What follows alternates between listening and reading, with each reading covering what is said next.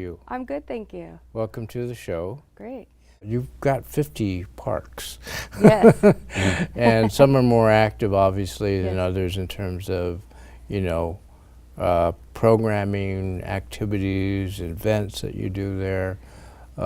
Maybe you can tell us a little bit more about some of those events and the highlights that go on in the different parks in the city. Sure. So as you mentioned, we do have 50 parks, and they are spread all over the community. But I will say that we are below the national standard in terms of acreage for parks, and so we certainly have areas that are very densely populated that don't have a lot of green space, and so we're always looking for opportunities to expand that. But I would say Closter Park, with the new placita that's been there that was installed by the Rotary Clubs a few years back, I think that is a welcoming addition to that facility. Certainly Cesar Chavez Park gets used very heavily, and through a partnership last year with the Building Healthy Communities and the California Endowment, we were able to rebuild that basketball court there thanks to a partnership with the Santa Cruz Warriors, and so that was a really exciting addition to that park. We're also looking forward to how we can improve those parks through additional soccer fields and things of that nature. Natividad Creek Park is a great place for events. We recently had the Take It Outside event, which drew a number of residents from the community, and a great opportunity to celebrate outdoor space and the amenities that our parks have. Sherwood Park has always been a location for picnicking and connected just to that complex in general, with the tennis center that's there, the Sherwood Hall, close to the Rodeo and the sports complex. I mean, that really is a unique feature, I think, to our community, that whole block. That really provides a great service to the community. I mean, we are getting ready to celebrate. July is National Parks and Recreation Month. Tell us more about that. Yeah, and so, I mean, that's just really a time that we want to encourage residents to get out to your neighborhood park, to come to a recreation center, bring your children, get involved. We are doing on a second year of bringing a program back that we had done many years ago for July, which is our Rec Fun in the Park, and it's a mobile recreation program where we take a variety of activities out to different parts of the community. So we'll be at Hartnell Park, we'll be at Northgate Park, we'll be at Natividad Creek Park, and then also I think Montebello we're going to go to. And really we'll have staff out there with a variety of arts and crafts, games, and just activities, which really helps us build connections to those neighborhoods, because we don't always have a recreation center right there. Years ago in our park system, many of the recreation buildings in our parks, they had playground programs, and so you had more of that infiltration into the neighborhoods. And so this is our way of trying to connect more to other areas that we aren't always in. Right. So you served a lot of people in this community, and now it's national. Well, it will be, and when this shows, but. For July, right? The month of July is National Parks and Recreation Month. Yeah. So in your time at the city, and mainly in the parks and recreation area, what are the changes you've seen over the years, and how do you see parks and recreation evolving in the future? Well, I like to say that really recreation really kind of is that fourth wheel to the public safety. Right. We really are. Our whole department, Library and Community Services, really, I think, can play a huge role in the prevention of violence in the community. And so, I think we've seen an uptick in that, and a better understanding of the role that we can play.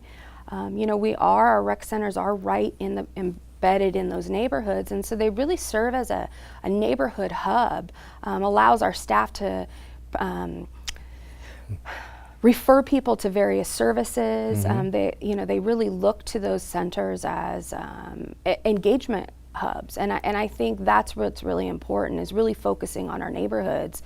And I think we can do that, especially with our neighborhood services component of the division. Ana Ambris, our neighborhood service coordinator, has really been doing a lot to identify and map neighborhoods, groups that are Right. identified throughout the community, and help to provide them resources and access to city services and connections that can help build their networks, so that those groups can be sustainable through a period of time. Right.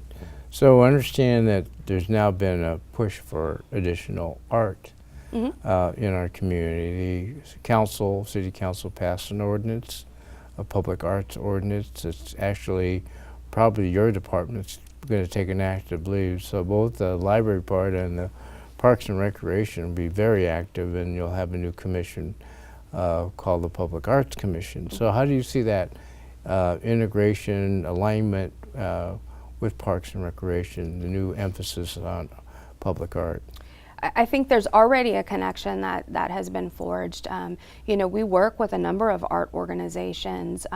One of our recreation facilities, we actually have the Alisal Center for the Fine Arts, who are actually housed there, and so they're providing ongoing opportunities. We've worked with other groups like Caminos del Arte, Túnez de Nepal. There's been a number of organizations that we've worked through over the years, Hijos del Sol, and I think this art, or focus on art, certainly will help us to broaden the services that we provide in our recreation centers. I mean, I look at our staff and we're kind of those generalists, right? And so we don't have to individually provide all these services. Right. We can collaborate and partner with a number of organizations in the community to have them come in and provide new experiences. So I'm really excited. I think, there will be a number of different groups that will hopefully come up and build up and be able to work alongside the city as we embark on this new journey. Well, that's great to hear. So let me ask you also, in terms of if you had to move in a particular direction or priority for Parks and Recreation, what would you want most to happen with the city and its parks and recreation programs? I think figuring out how to not only figure out how to program in the facilities that we have and the parks that we have, but also try to identify how can we be creative and find additional park areas. Whether it's a vacant lot that we could somehow acquire or partner with someone to acquire. I think, really moving forward with the soccer complex expansion. Right. I mean, that's going to be critical. Our community is so invested in soccer and other sports, but certainly soccer is a very important part of our community's fabric. And we have 11 fields. We have 7 organizations who we have to, on a seasonal basis, try to divvy up for those 7 organizations, and it really is a challenge. And so having additional space will be critical, I think. And so to me, that's where it is. It's just really trying to take advantage of the assets that we have and continue to partner with other organizations so that we don't duplicate services, but try to fill and find those niches where there's gaps so that we can better serve our residents. Right. So you mentioned a key word, partnerships, and you've been able to establish great partnerships with some funding sources and foundations, and maybe you can tell us a little bit more about some key partnerships we have, whether those are with the schools or the county or other agencies. So we do have a number of partnerships, especially through the department as a whole. On our side of the table, we do work closely with the schools. One of the areas I'd like to see expanded is how we can better have joint use agreements, right, to be able to get into the school districts more, because you think about where are the facilities. We aren't probably going to be building a number of recreation facilities, but are there ways that we can partnership to get access to the school fields, to the school gymnasiums?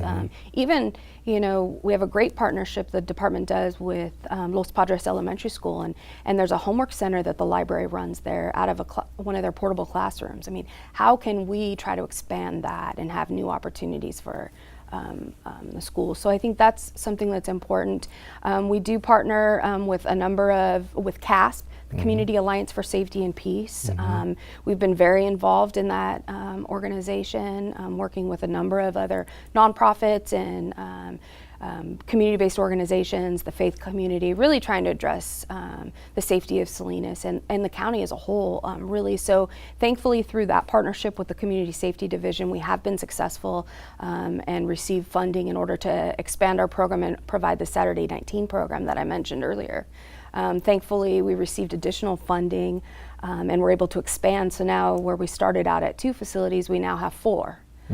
Which really are all concentrated in East Salinas, and so I'm committed to trying to find additional resources through grants and other means, which would allow us to expand to other areas, because we know there's a need for teen programs throughout our community. Right. The department has a relationship with Building Healthy Communities, and in fact, we just did a Spanish meeting for our master planning process, and something great. maybe we could talk a little bit about too, where with that partnership they were able to help us convene a meeting purely in Spanish to reach the Alisal community, really where they're at, to get feedback on parks, recreation, athletics, and libraries as well, which is really critical for this effort that we started about 5 months ago. So Was there a good turnout? yes, we had over 60 residents Oh, from the that's community, wonderful. and heard a lot of great feedback from the residents saying this was wonderful. They felt heard. Some of them have never been through a process like that, so it was really exciting. And that was really through the connections that we have through BHC, through the Center for Community Advocacy, CCA. We work closely with them on various special events throughout the year. So I think really it's those relationships that help us as a government entity really make the difference in the community. So I understand from the work the city's doing, there is a master plan on its way involving your department mainly, library, parks and recreation facilities, community centers that you have. Can you tell us, give us a little bit of an update on where that is and Sure. how you see that progressing the rest of this year? Sure. So back in November, the council did authorize a contract with an organization called Conservation Technics, who is really our consultant on the plan. They spent the initial probably 2 months really doing assessments, and so we had folks out looking at all of our facilities, meeting with staff and talking about the types of programs and the things that we offer to the community. And then we initiated a community outreach process. And so over about probably a 2-month period, we had held 5 community meetings that had probably about 200 people participate over those 5 meetings. And then we also were doing a number of pop-up activities where you actually take your information to an organization or to an event, really to the people. And so we held 15 pop-up activities. I think over the course of that outreach effort, we reached close to 1,400 people. Wow. We also initiated a survey and reached almost 800 responses. So we've had a lot of initial engagement, but we're not done. Our consultants right now are really analyzing all the data that we've received, and we're getting ready to reestablish the steering committee that we identified early on, who went through some training, facilitation training, in order to help us. We felt it was really important that the community help lead that process, that it wasn't consultants from another community coming in and holding meetings. It was our residents doing that. And Right, that's rather unique. it is, and it's been a really good experience. I think we've learned a lot over the first few months, and so we're going to be reconvening that group to identify and demonstrate to them what we've done thus far, and make sure that they think that is a good start. See if there's any gaps that they'd like us to focus on, and really see how we can take this now to the next level. So we're going to continue with community engagement. We're also working very closely with the Alisal Vibrancy Plan. They're focusing purely on East Salinas and the Alisal area, and it'll be really important for for us to be able to integrate the information that they obtain through their community outreach into this master plan.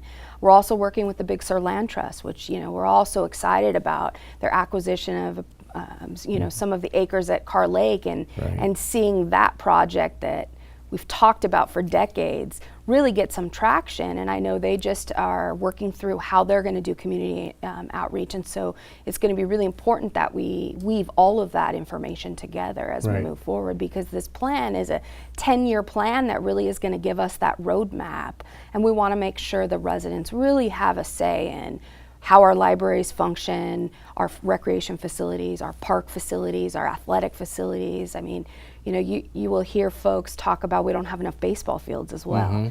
And so I think it'll be important for this plan to help guide us as we move forward. So you mentioned baseball, and that was one of the feedback and things you've heard in working with the community.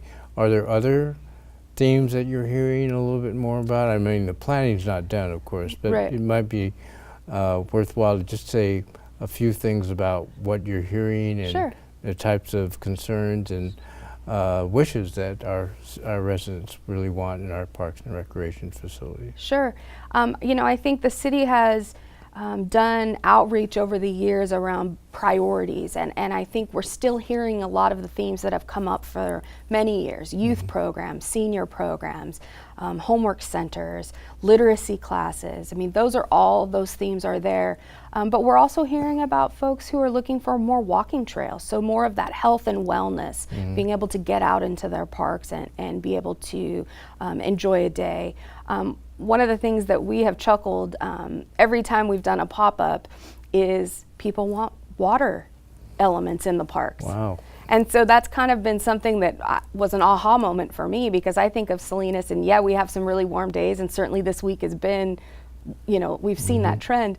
But I don't always think of Salinas being weather where you want to go run out and play in the park and water. But kids don't care about really the heat. They just Right. like that feature. And so that's been kind of an aha moment for us that it is kind of been neat. So we'll be seeing how that all kind of weaves. Our next round of outreach and engagement will really be around priorities. Our consultants are going to be identifying really kind of the top 10 themes.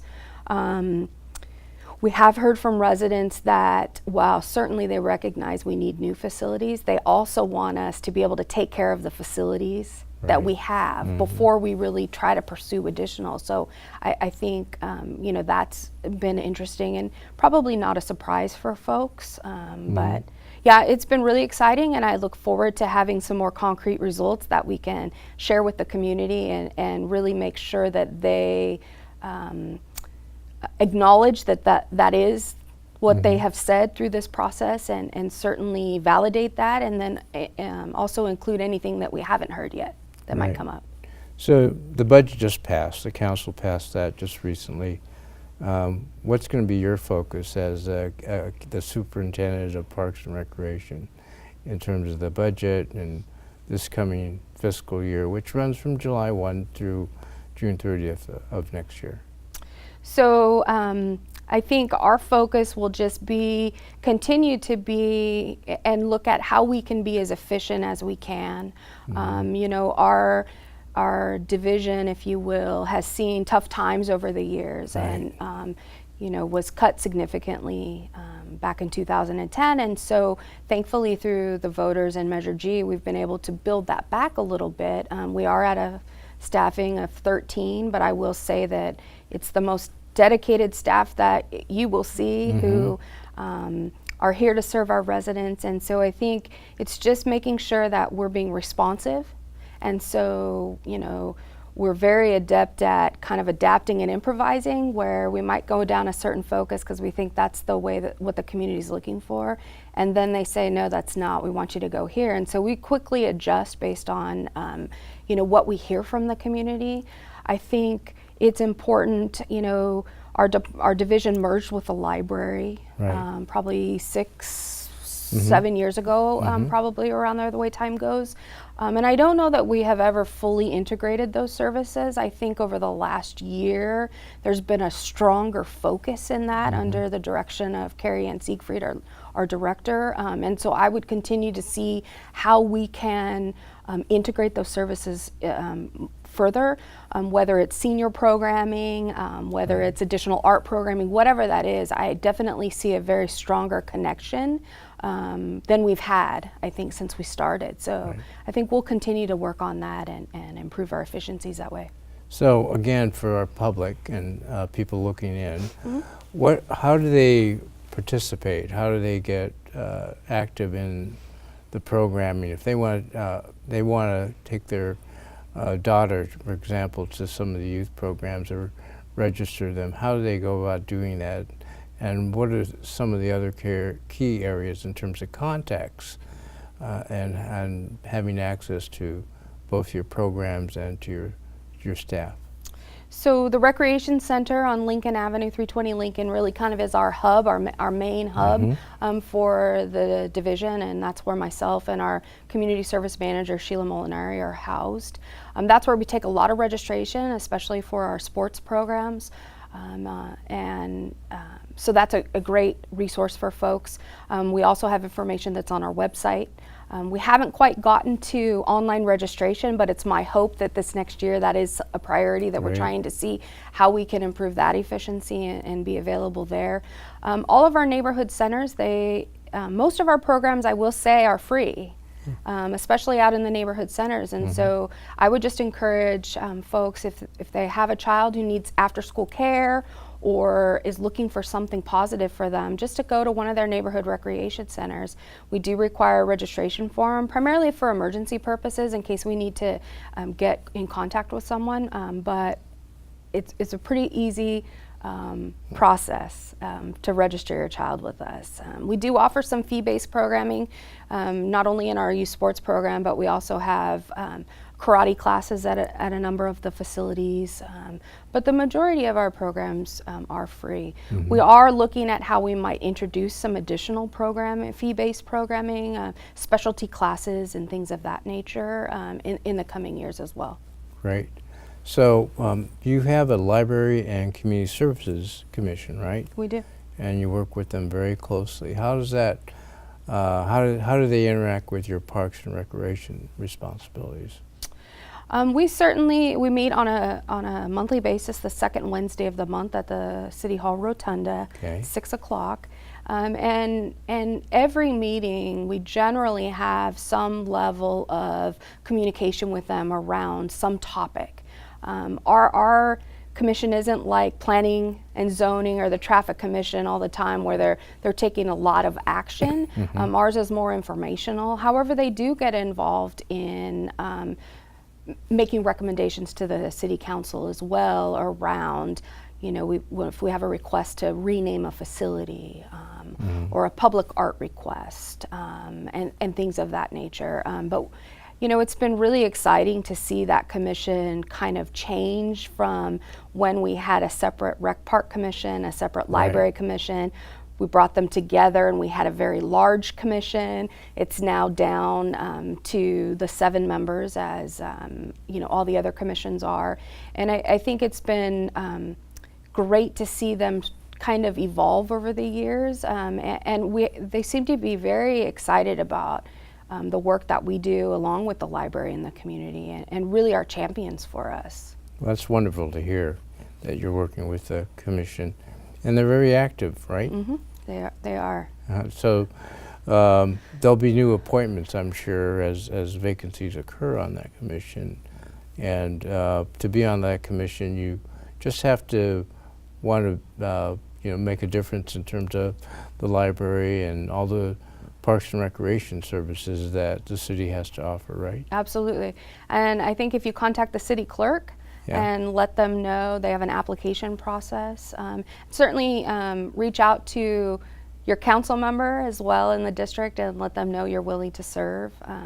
It's a really fun and exciting opportunity.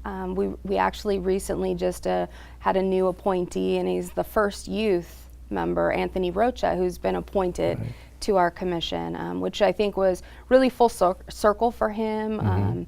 As I'm sure as you're aware, with the city council determining that we weren't going to continue with the youth commission, this was an opportunity for him to serve. Right. But the youth commission, even though it's not there the way it was, we really have identified new opportunities, and through the Local Government Institute we came across a program and an initiative, the Government's Engaging Youth. And so Tell us a little bit more about that program. That's a brand new program. It right? is a brand new program, and it's a pilot project that we're starting, and it's called the Youth and Government Institute. Oh, nice. And so Very we're nice. going to be looking for, it's actually going to be, it's the first 3 weeks of July, the 5th through the 21st.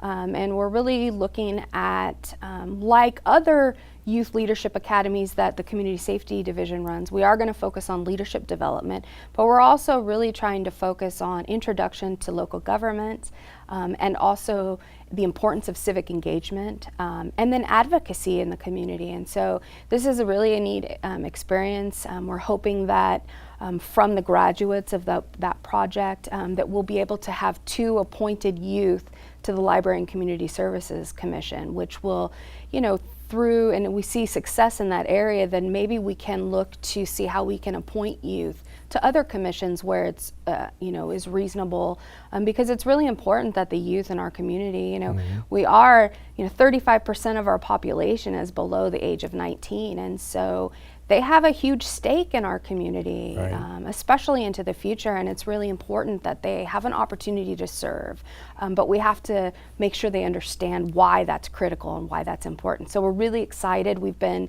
working a lot with the City of Sacramento, and they do a Summer in City Hall program, and so we've been, Ana Ambriz is going to head this program up, and she's had lots of communication with them around best practices, and really where their success is, so we're really excited. I think we're going to be using this kind of as that initial year. We kind of pulled it together very quickly, and so I'm sure we're going to be able to make changes as we go forward. We've met with a number of community residents who have and are involved with youth to get feedback around the curriculum and the activities that we're including. So I think we're really excited about it. Right.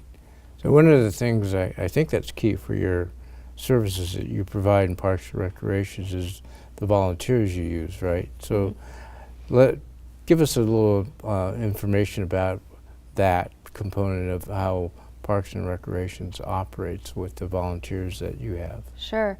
So Ana Ambriz, our neighborhood service coordinator, also serves as the volunteer coordinator for all of the city, and so we have a number of volunteers, which I can talk about in our own department, but it's also important that we engage residents to volunteer in other departments as well.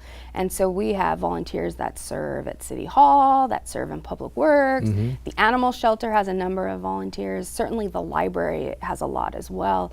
On the recreation side, we have volunteers that help with our senior program.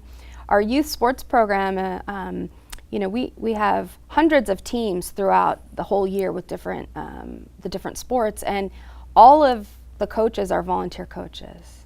And so you think about the connection that we have to the community and the opportunities, and for them to give back is just really critical. I'm trying to think where else we have volunteers, but it really is the backbone for especially recreation. The work that we do with 13 full-time employees, we need help. We have a lot of temporary employees that support our department, but volunteers are critical as well. Well, I can certainly feel your passion and excitement about Parks and Recreation and about the city. So I want to thank you, Kristen, for being on the show today and making a wonderful difference in our community with that, improving the quality of life through your Parks and Recreation programs. Great, thank you. It was a pleasure to be here. Thank you.